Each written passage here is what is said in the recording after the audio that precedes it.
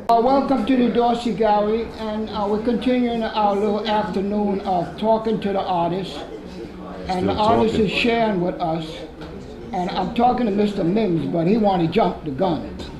Okay? Well, jump the gun, Mr. Mims. This is Mr. Mims. Introduce yourself.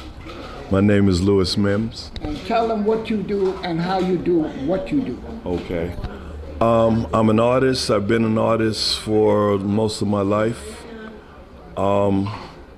I was fortunate or blessed to be discovered or found within the public school system, by which I spent most of my elementary school, high school, secondary school in art training, and also I wound up going to Pratt Institute. Any other questions? Yeah, keep talking. Tell them what technique you work in, what material you use. Yes, I'm a painter, sculptor. Tell them you used to teach and still teach. I'm a painter, sculptor.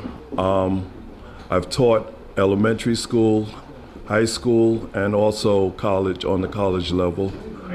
I've also taught art history. I've worked in the mental health system.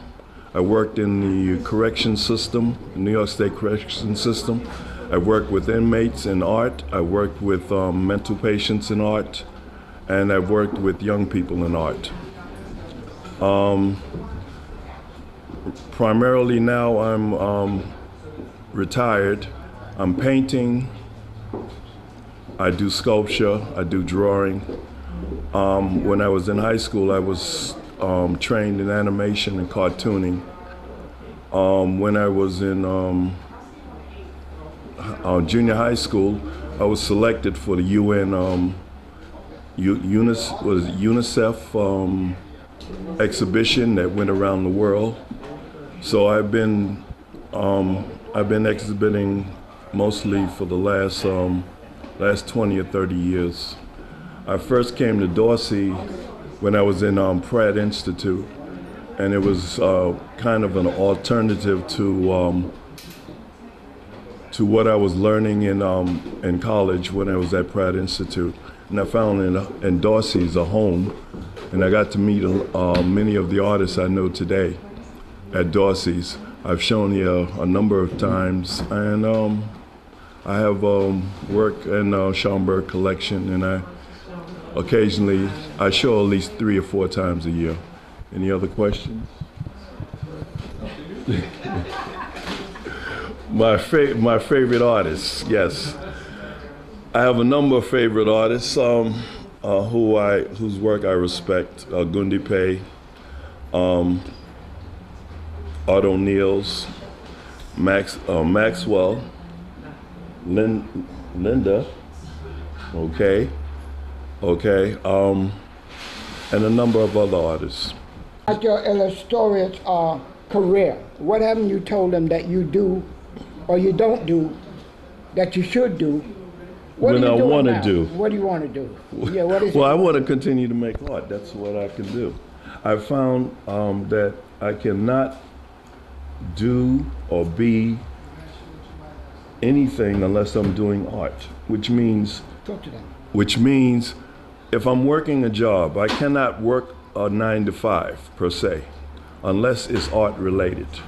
I found that out the hard way. You mean you've been fortunate enough to work a job where it was art related in your life? Yes, this is basically because I have forced the issue.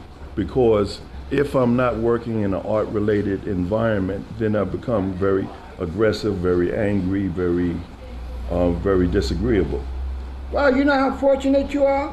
You're almost like the artist that support himself with his art, but you circumvent that by working in the arts.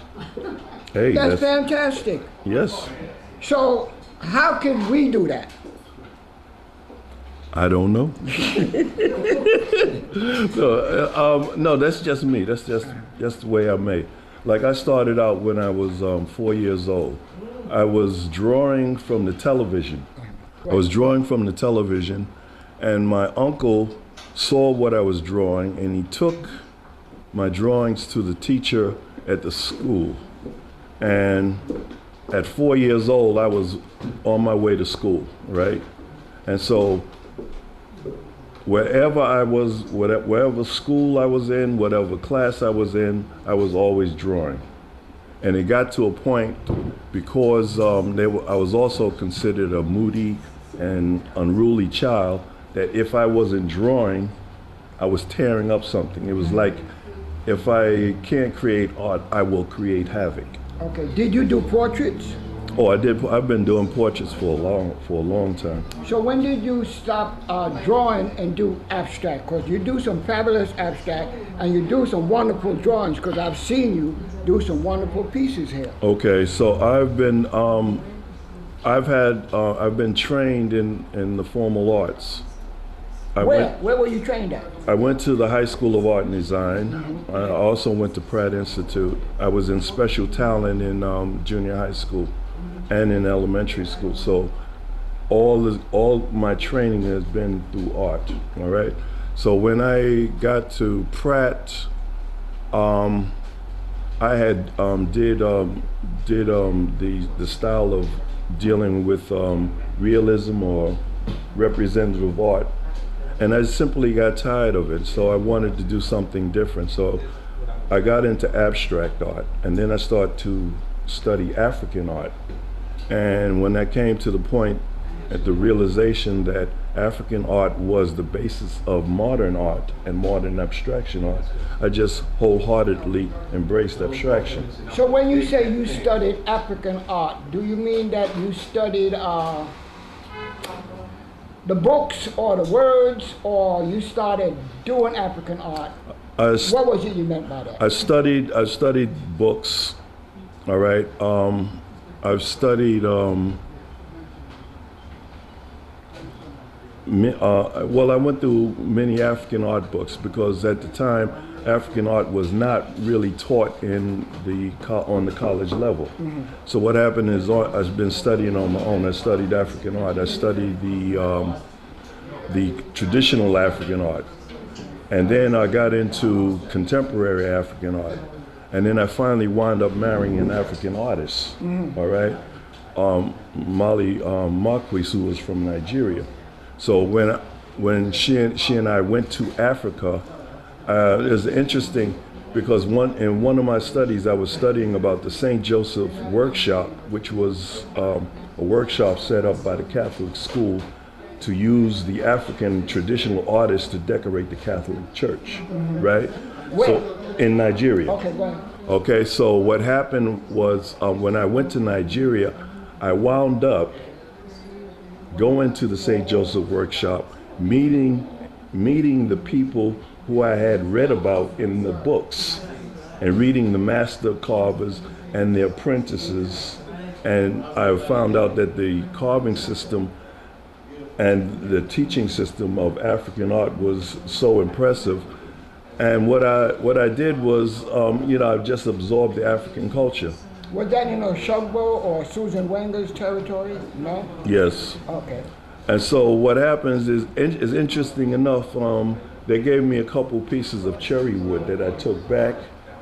I made a carving of one of them, and interesting enough, the carving got sold. I sold the carving when I had an exhibition at El Gyro, which was interesting, in terms of reading about African art, going to Africa, getting a piece of wood from Africa, bringing it back, working on it, and getting it sold and selling it. So what are you doing now?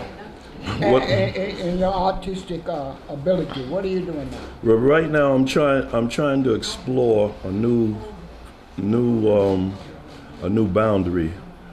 What I've been doing throughout my life is breaking norms. What I was taught, I would always rebel against in school.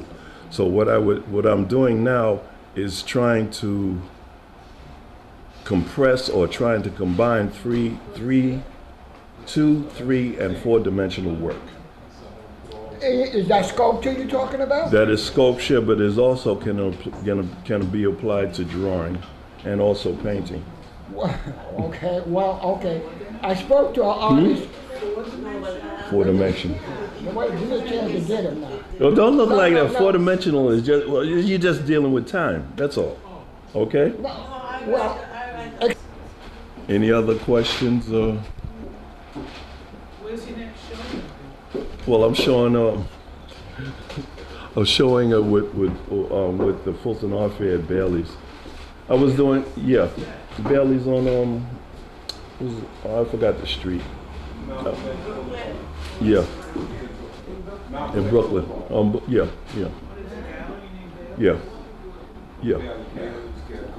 Yeah, Bailey's Cafe. Bailey's Cafe? Yeah. But I did in the summer I was a part of the artist walk with Ramona Candy's artist walk, and I did did a couple of things where I had in the window at Peck's, the store at Peck's. I really like the And well, thank you. Thank you. Just